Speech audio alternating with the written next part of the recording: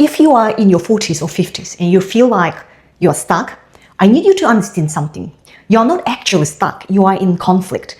And that's completely different. Everyone is probably telling you to figure out what you want, to find your passion, to just make a decision already. But here is what nobody's saying. You can't figure out what you want when three different versions of you want three completely different things. So I'm going to show you the 3 identity framework to help you with this. It's how I finally understood why I felt paralyzed at my age.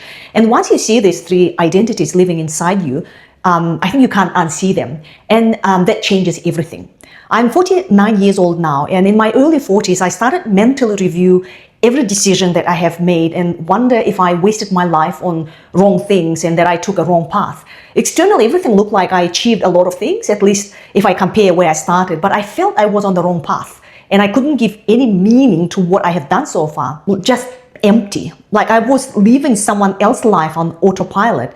But what made it worse, I couldn't figure out what I actually wanted instead. I started jumping from one idea to another and tried different things. I thought I was just indecisive and there is something wrong with me.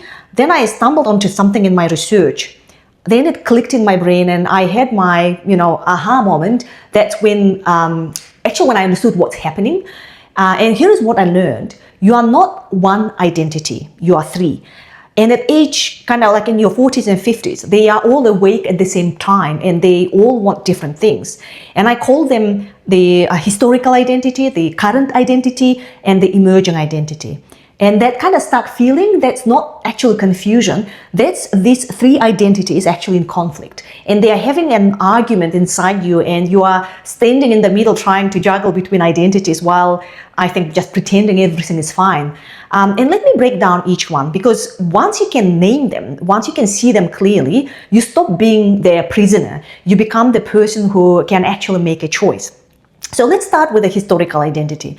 The historical identity is who you were built before age 25. It's at that age, it's about what success looks like, what good people do, what's safe and what's respectable. And this is your parents' voice, your maybe, your hometown's values, your culture's expectations, your early experiences of what got rewarded and what got punished. For me, my historical identity said, be stable, study hard, don't be burdened, get a good job with benefits, don't make waves, stay in your lane, sacrifice your own desires for security. That's what responsible people do. And for 30 years, I followed that script perfectly. I made every decision that identity told me to make. Even when it started feeling wrong, I just kept going. Because this identity isn't just ideas in your head. It's really deeply wired into your nervous system. See, when you're young and vulnerable, you learn what keeps you safe, what keeps your parents happy, what keeps food on the table and a roof overhead. And those strategies get kind of encoded deep and they worked. They got you here. But here is a problem. The historical identity doesn't update. It's still operating or, just working from the fear and needs of your, 15-year-old self. It's still trying to keep you safe in ways that made sense maybe 30 years ago, but don't fit your life now. So at this stage, when you think about doing something different, maybe thinking changing your careers, ending a relationship that's dead, moving somewhere new, the historical identity actually starts panicking and it says, are you insane? That's not safe. That's not what people like us do. You will lose everything. And part of you believes it because that voice raised you. That voice kept you alive. Think about your historical identity for a second. What did it tell you success looks like? What did it say you should become? Just notice it. Because it's still in there making decisions, even if you are not aware of it. The current identity is who you actually are day to day. It's the roles you're living right now. The person you show up at work, at home, in relationships, and that's an autopilot version of you. For most people in their 40s, the current identity is actually exhausted and it's been performing for decades. It's held everything together. It's met expectation and I think it's done its job, but it's tired. My current identity at 40s was reliable employee, stable provider, person who has it all figured it out. I showed up, I performed competently, I kept the machine running, and inside I was really feeling empty. The current identity has no vision. It's just surviving. It's just maintaining the status quo, just getting through another day without everything falling apart.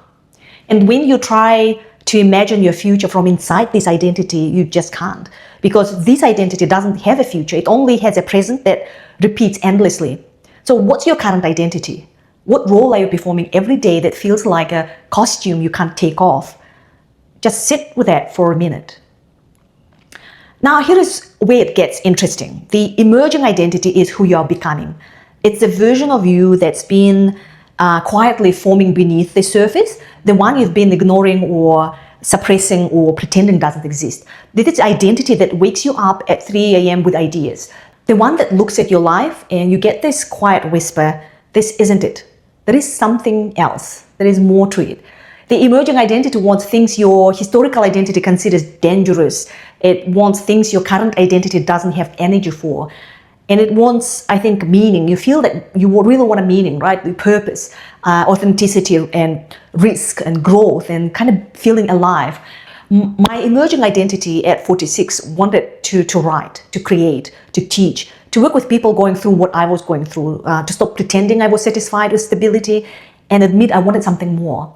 And every time that voice got loud, my historical identity would say, that's not realistic, that's not what we do. And my current identity would say, I'm just too tired, I can't handle, one more thing. So I had to shut it down and I just push it away, tell myself I was being just immature or ungrateful or irresponsible. But here is the thing about the emerging identity. It just doesn't go away. It just gets quieter, and the quieter it gets, the more stuck you feel. Because that's what stuck really is. It's the emerging identity trying to come forward and your historical identity and your current identity blocking the door. And it's kind of like a gridlock. You can't move forward because forward means listening to the emerging identity. And then the other two won't allow it. So you just feel frozen and right there in the middle, kind of like stuck. And what's your emerging identity trying to tell you? What does it want that you have been pretending you don't want? You don't have to do anything about it. Just acknowledge it. It exists. So now you can see it, right? Why you feel stuck. It's not that you don't know what you want. It's that 3 different parts of you want 3 different things, and they're all legitimate. They all just terrified of the other 2 winning. The historical identity wants safety and approval. The current identity wants rest and preservation. And the emerging identity wants growth and authenticity. And they are simply, I think, in standoff. And you are in the middle trying to keep everyone happy, which means nobody gets what they need. And that's exhausting. But here is what changes once you see this clearly. You stop thinking something is wrong with you. You stop thinking you are broken or weak or confused. You are not confused. You are in negotiation with yourself. And that's completely different. So here is what you can do this week. I'm going to give you something just simple, but I think it works. Just get a piece of paper and draw 3 columns. Put in one column, the first column, write historical identity, what it wants, what it fears. In column 2, put your current identity and put it also describe there what it wants, what it fears. In column 3, emerging identity, what it wants and what it fears. Just write. Don't censor, just let each identity speak. You might write, say, for example, your historical identity, that it wants security and it fears risk and judgment. Your current one wants rest, fears more responsibility. An emerging one wants meaning, fears wasting more time. Just seeing them on paper, separate from each other, changes something. You are not those identities. You are the person who can see them all and decide what to do next. And that's actually your agency. That's probably the beginning of being unstuck. Once I could name the 3 identities, once I could see them clearly, I could start having an actual conversation with them. I could say to my historical identity, I hear you, thank you for keeping me safe, but I'm not in danger anymore. I could say to my current identity, you are tired, I know, we are going to make space for rest. And I could say to my emerging identity, I see you, I have been ignoring you, and I'm listening now. And slowly that gridlock started to release. I'm not going to tell you it's easy. I'm not going to tell you that historical identity just backs down gracefully, and it doesn't. It fights because it genuinely believes it's protecting you. But when you can see all 3, when you can name them, when you can understand what each one needs, you can start making choices that honor all 3 without letting any single one running your entire life. And that's what being unstuck actually means. And it's not suddenly knowing exactly what to do. I don't think you can just know. It's being able to move forward even parts of you are scared because you understand what's happening inside you.